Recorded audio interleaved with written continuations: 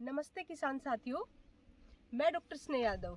आज हम बात करते हैं, क्या आपकी भी कपास अचानक सूख रही है।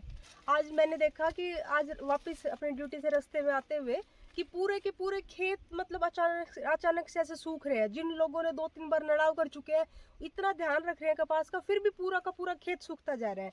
इसके पीछे जो कपास सूखने के पीछे जो मेनली रीजन होते हैं, 3 रीजन होते हैं जिसकी वजह से आपकी कपास अचानक से सूख जाती है। सबसे जो पहला रीजन होता है वो होता है पैराविल्ट। पैराविल्ट मतलब अचानक से पूरी कपास सूख जाना, उसमें कोई और रीजन नहीं होता। वो क्या होता है कि एबायोटिक स्ट्रेस की वजह से होता है। आपका जो पौधा है वो स्ट्रेस में है, वो पानी और जो न्यूट्रिएंट्स है वो अच्छे से ले नहीं पा रहा है, इसलिए वो पैराविल्ट की बीमारी आती है।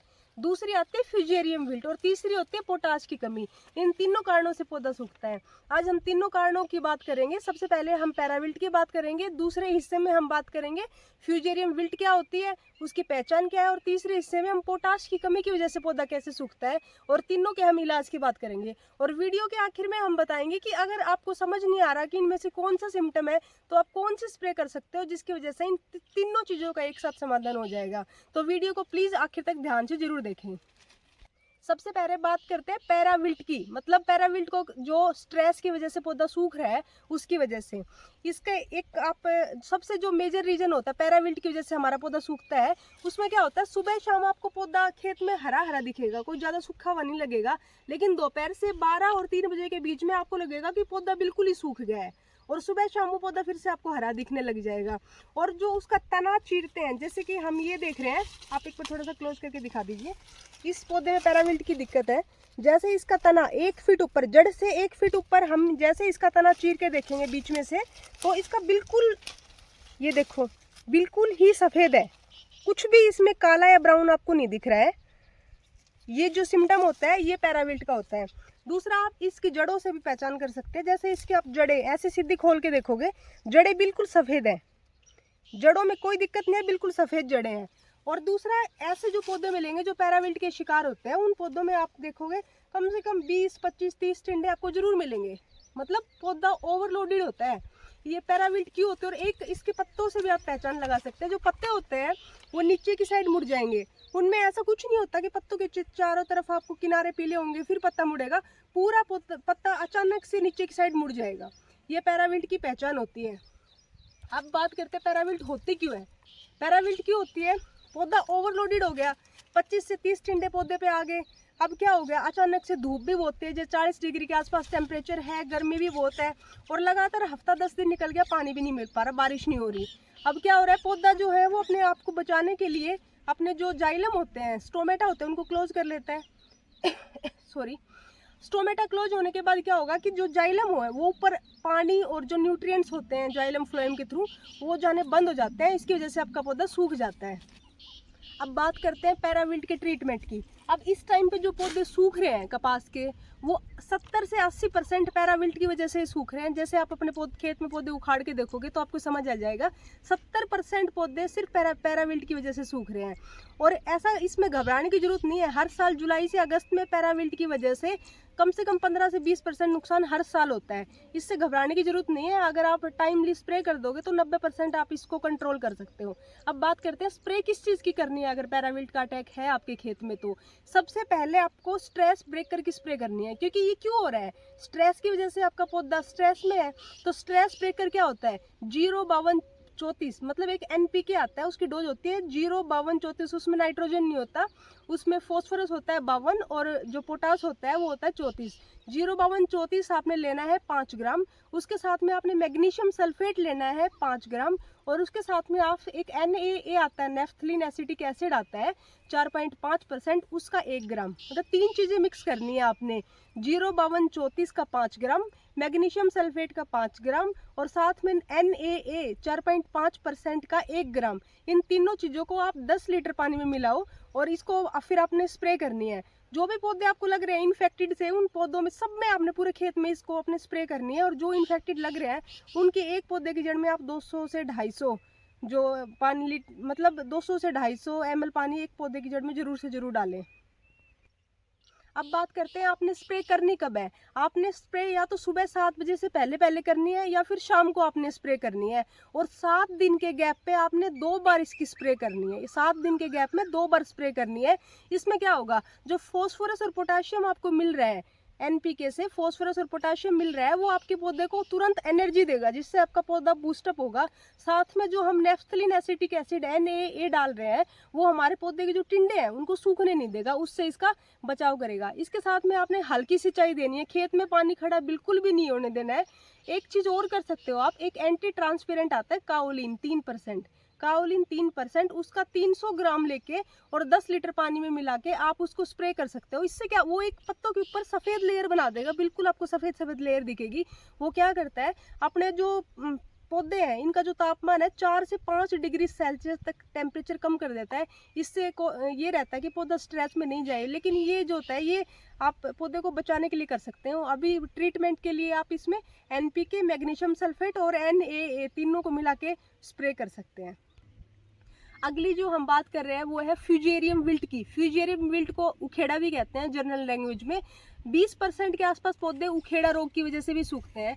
उखेड़ा रोग की जो खास पहचान होती है, उसमें क्या होता है कि जो पत्ते होते हैं पौधे के, वो नीचे से सूखने शुरू होंगे। सबसे पहले आपको नीचे वाले पत्ते सूखेंगे और फिर अचानक से 2-3 दिन में पूरा का पूरा पौधा सूख जाएगा। जब भी आप सुबह देखो, शाम देखो, रात को कभी भी देखो, आपको पौधा सूखा हुआ ही नजर आएगा। एक उखेड़ा रोग की जो बिल्कुल टिपिकल पहचान होती है वो होती है उसके, आप उसका तना तोड़ के देखोगे तो अंदर से आपको काला रंग के दिखेंगे, जो जाइलम फ्लोएम होते हैं। आप ऐसे उसको चीर के देखो तने को 1 फीट ऊपर से, या फिर आप उसकी जड़ को चीर के देखो, तो आपको ऐसा लगेगा कि जैसे ये बीच वाला हिस्सा है इस पौधे में, तो आपको देख पा रहे होगे बिल्कुल सफेद है, क्योंकि इसके अंदर पैराविल्ट की दिक्कत है, इसमें फ्यूजेरियम विल्ट नहीं है। लेकिन जिसमें भी उखेड़ा मिलेगा उसमें ये बीच वाला यहाँ पे आपको बिल्कुल काली और या भूरे रंग की लाइनें दिखाई देंगी। एक फोटो आपकी पहचान के लिए हम स्क्रीन पे लगा देंगे, आप अच्छे से देख सकते हो कि उखेड़ा रोग की वजह से क्या दिक्कत आती है इसके बीच में। एक उसकी जड़ों को आप तोड़ के देखोगे तो बहुत आसानी से उसकी जड़ें टूट जाएंगी, मतलब अलग हो जाएंगी। इसकी जड़ें आप तोड़ोगे तो जड़ें टूटेंगी नहीं, क्योंकि अभी तक जड़ें बिल्कुल स्वस्थ हैं। ठीक है, ऐसे पौधे क्या होता है, एक पौधे से शुरू होगा और पूरे के पूरे पैच में वो रोग है, वो 2 से 3 दिन में फैल जाता है। ये उखेड़ा रोग की खास पहचान होती है। अब उखेड़ा रोग का समाधान, मतलब इसका इलाज आपने क्या करना है। उखेड़ा रोग का जो सबसे सही समाधान है, आपने जो भी पौधे आपको लगे जिनमें उखेड़ा रोग है, वो रिकवर किसी भी तरह नहीं हो सकते। उन पौधों को जितना जल्दी हो सके उखाड़ के और उनको जला दो दूर ले जाके खेत से। जितने भी पौधे हो सकते हैं उन सबको उखाड़ के दूर ले जाके जला दो। दूसरा, आप जो दवाई इसमें ड्रेंचिंग कर सकते हैं, मतलब दवाई आपको ड्रेंचिंग का मतलब दवाई मिट्टी में मिलानी है, आपने किसी तरह मिट्टी में जड़ों तक पहुंचानी है। उसके लिए आपने क्या करना है, उसके लिए आपने कार्बेंडाजिम लेनी है। 50% वेटेबल पाउडर आती है कार्बेंडाजिम, 50% WP के नाम से, उसकी 2 ग्राम लेनी है। उसके साथ में आपने स्ट्रेप्टोसाइक्लिन लेनी है 1 ग्राम।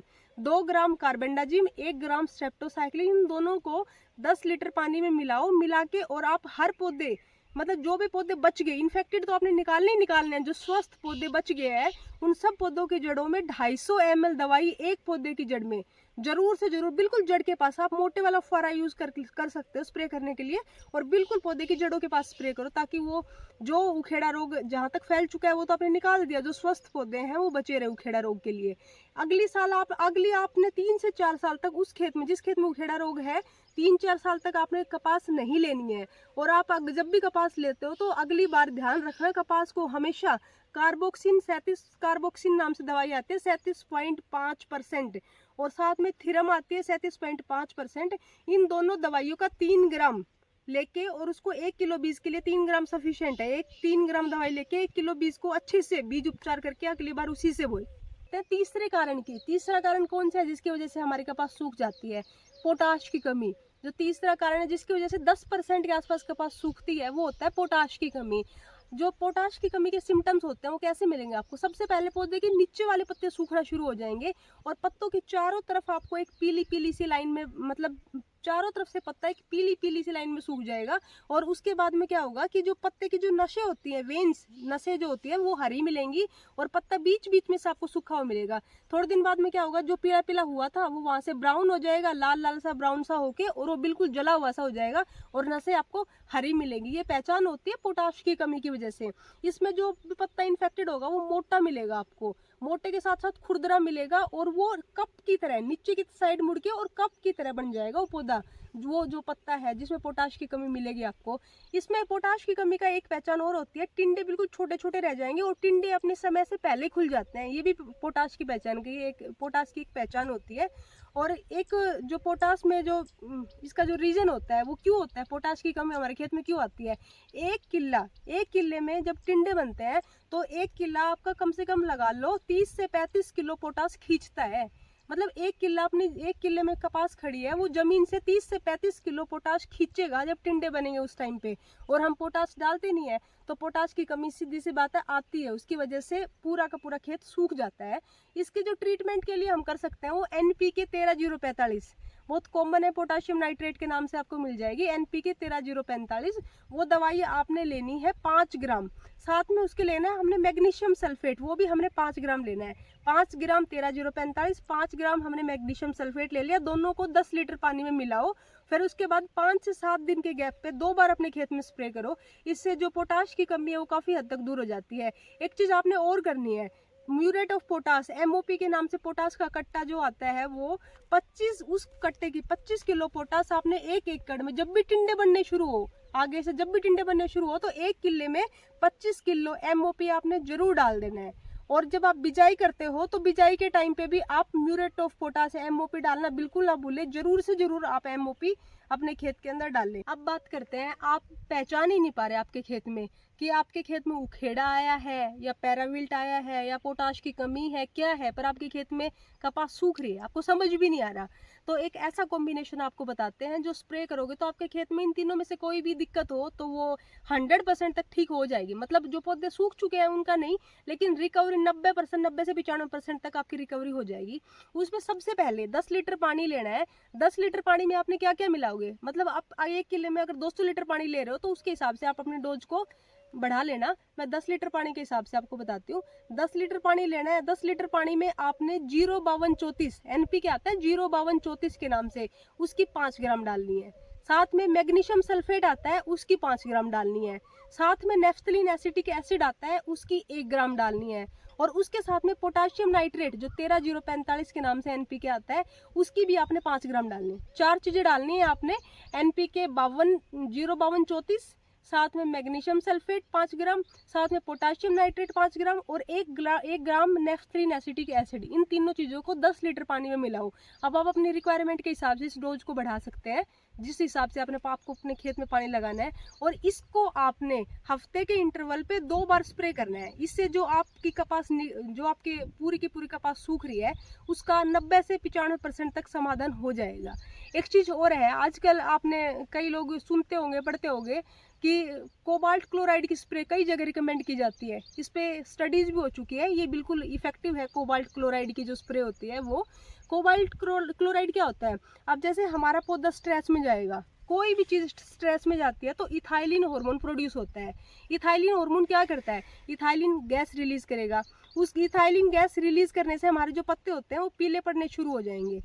अपने आप को पौधा बचाने के लिए इथाइलिन गैस रिलीज करता है, उसकी वजह से पत्ते पीले पड़ने शुरू हो जाएंगे, आपके पौधे सूख जाएंगे। आप कोबाल्ट क्लोराइड की स्प्रे भी कर सकते हो। कोबाल्ट क्लोराइड अगर आपने ऐड करना है तो आपने सिर्फ 2 ग्राम, कोबाल्ट क्लोराइड जो होता है वो हार्मफुल होता है। कपास तो फाइबर के लिए आप इसमें यूज़ कर सकते हो, पर सब्जियों में या खाने वाली फसलों में बिल्कुल इसको यूज़ नहीं कर सकते कोबाल्ट क्लोराइड को। इसकी आपने लिमिटेड डोज लेनी है। 2 ग्राम दवाई 1 किले के लिए काफ़ी है। मतलब 2 ग्राम दवाई आपने 200 लीटर पानी के लिए काफ़ी है। 2 ग्राम से ऊपर नहीं बढ़ानी है कोबाल्ट क्लोराइड। इसको आप 200 लीटर पानी में मिला के स्प्रे कर सकते हो। लेकिन कोबाल्ट क्लोराइड कब काम करता है, अगर आपके पेड़ में मतलब खेत में पौधे सूखना शुरू हुए हैं, आप उसको 18 से 24 घंटे के अंदर अंदर कोबाल्ट क्लोराइड की स्प्रे कर देते हो तो काफ़ी हद तक ये कंट्रोल कर लेता है। क्योंकि ये anti stress hormone, anti stress होता है, ये आपके पौधे को अचानक से स्ट्रेस में जाने से रोक लेगा। ये इथाइलिन गैस के प्रोडक्शन को रोक देता है और आपका पौधा स्ट्रेस में नहीं जाता। लेकिन इसकी जो स्प्रे होती है वो आपने बोने के कम से कम मतलब 18 से 24 घंटे के अंदर अंदर करनी होती है। फिर भी अगर आप इसको ऐड करना चाहते हो तो आपने ऊपर जो 4 दवाइयाँ बताई है उन चारों के साथ आप 2 ग्राम 200 लीटर पानी के लिए, 10 ग्राम के लिए 10 लीटर पानी के लिए नहीं, 2 ग्राम पूरे ही 200 लीटर पानी में आपने कोबाल्ट क्लोराइड मिला सकते हो अगर आप चाहते हो तो। धन्यवाद जी।